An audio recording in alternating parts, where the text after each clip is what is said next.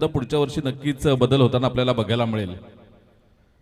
अक्षय पाटील या वेळेला आपण बघतोय त्रिफळाजीत होताना वेद घरत बॅक टू डगआउट.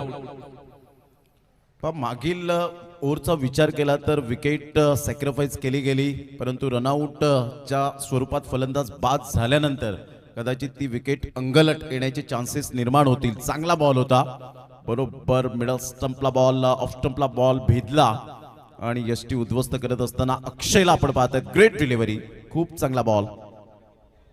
आतापर्यंत जर आपण पाहिलं तर 5-7 विकेट आतापर्यंत पाहायला मिळत आहेत. एकूण 50ला 7 विकेट्स, डॉट बॉल खूप मायने राखणार आहे. 5 बॉल 4 फक्त म्हणून चालणार नाहीये. क्रिकेटचा खेळच असा आहे, सरड्याच्या रंगापेक्षाही रंग बदलणारा खेळ म्हणजे क्रिकेट पाहायला मिळतो. जर तरला थारा नाहीये, कोणीही मात्र प्रेडिक्शन करू शकत नाही या खेळामध्ये. आणि 5 बॉल 4 झालेले नाहीयेत टेनिस बॉल क्रिकेटच्या विश्वामध्ये. सर 6 चेंडू आणि विजयासाठी 5 ची गरज होती, 6 चेंडू आणि 4 ची गरज होती आणि शेवटच्या चेंडूवर मागच्या षटकातील जो स्वप्नीलला बाद केलं गेलं तर ती स्ट्राईक त्याच्याकडे वेदकडे ठेवण्याची गरज होती का? कारण स्वप्नीलकडे क्षमता आहे आणि दोघांनी सिंगल डबल जरी केले असते तरी धावा आल्या असत्या. ह्या इथून आपण बघतोय नवीन बॅटर आलाय. जर अक्षयने ह्या खेळाडूला एखाद चेंडू निर्धाव फेकला किंवा गडी बाद झाला तर मात्र प्रेशर पूर्णपणे येईल. वेळेला आपण बघतोय चेंडू निर्धाव निघून जातोय. बघा यावेळेला आता आपण पाहिलं तर 4 बॉल आणि 4 रनची आवश्यकता आहे. म्हणून मी म्हटलं की फक्त म्हणून चालणार नाहीये. इथे नशीब साथ देईल तर कदाचित बॉल वेगाने सुद्धा निघून जाईल, परंतु इथून या लाईन अँड लेंथला जर गोलंदाजी केली तर खूप कठीणाई निर्माण होईल. आता सिंगल डबलचं महत्व काय आहे आता बॅटरला माहिती पडेल. त्या सिंगल डबल सेव्ह केल्या जातील का, त्या रोखल्या जातील का प्रतिस्पर्धी संघाकडून वीर तानाजी पारगाव.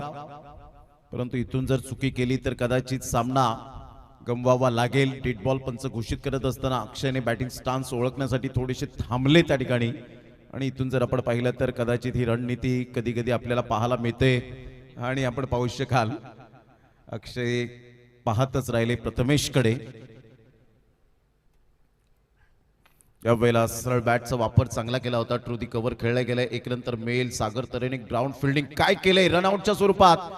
फलंदाज बाद. आता सामन्यात चुरस निर्माण झाले, म्हणून मी उल्लेख केला होता की शेवटच्या बॉलवर रनआउट जी विकेट गेली ती सॅक्रिफाईस विकेट फेकण्याची गरज होती का हा मोठा प्रश्नचिन्ह आता क्रिएटिव्ह 11 माकणे टीमच्या संपूर्ण डगआउटला पडला असेल. 3 बॉल आणि 3 रन. चला फलंदाज जरा घाई करा, वेळ दौडू नका. चला प्लीज थोडी घाई करा. 3 चेंडू आणि विजयासाठी 3 धावांची गरज.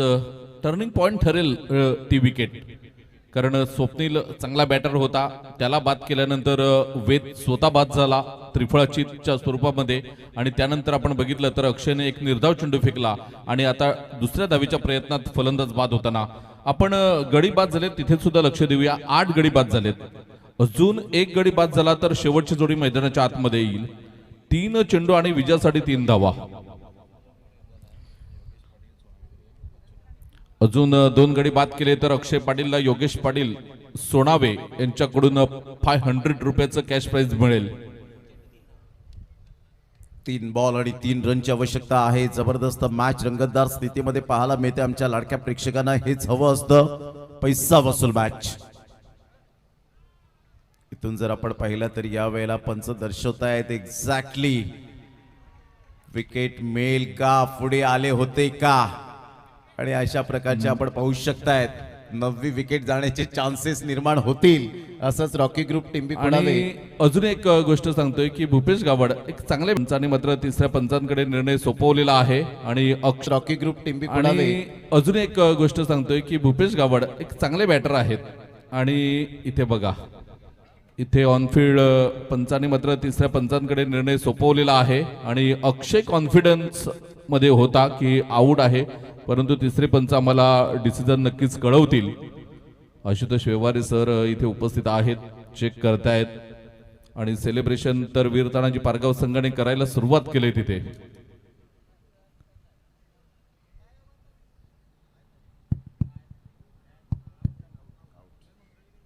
तर आऊट आहे इथे आणि विकेट बाद झालाय. शेवटचा गडी मैदानाच्या आतमध्ये येईल. शेवटची जोडी मैदानाच्या आतमध्ये असेल. Bhupesh Gawad man in form मध्ये आहेत, परंतु इथे आपण बघितलं तर त्यांनी संधी दिली सगळ्या खेळाडूंना आणि शेवटला आलेत ते मैदानाच्या आतमध्ये. आता डेफिनेटली यावेळेला आपण पाहताय जबरदस्त सामना. मैदानाच्या आतमध्ये बॉल आहेत तुमच्याकडे 3 आणि 3 बॉलमध्ये विजयासाठी धावा हव्यात त्या 3. शेवटची जोडी मैदानाच्या आतमध्ये आहे. काय डिफेन्स दाखवतील याकडे लक्ष असणार आहे. 50 धावा ॲक्युरेट लागलेल्या आहेत. 9 गडी बाद झालेल्या आहेत. आता कुठेतरी आशिष पाटील इथे चर्चा करत असताना पाहायला मिळतात समीर घरत यांच्याशी की आता सगळ्या खेळाडूंना मात्र जरूर अप्रिसिएशन केलं जाईल. सुपर 3 बॉल आणि 3 रन. एक काळ होता की बॉल काउंट व्हायचा, परंतु आता तो काळ बदलला, वेळ बदलली आणि खेळ सुद्धा बदलला. 3 बॉल आणि 3 रन. अक्षयवर संपूर्ण जर आपण पाहिले तर यावेळेला प्रथमेश्वर संपूर्ण दारोमदार आहे.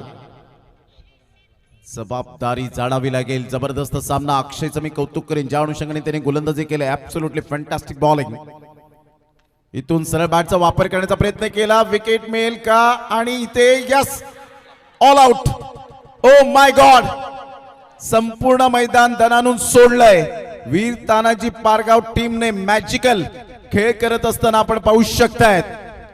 क्या बात आहे. सामना होता कुठे आला कुठे. म्हणूनच मी म्हटलं होतं मनोजी पाटील आहे की सरड्याच्या रंगापेक्षाही रंग बदलणारा खेळ, आणि म्हणून मी म्हटलं की फक्त म्हणून चालणार नाहीयेत या धावा. अतिशय चांगल्या पद्धतीने आपण पाहतायत. अक्षयचं मी फार कौतुक करेन. तन्मयचं यावेळेला सेलिब्रेशन पहा. निलेश त्या ठिकाणी खुश होताना आपल्याला पाहायला मिळत आहेत.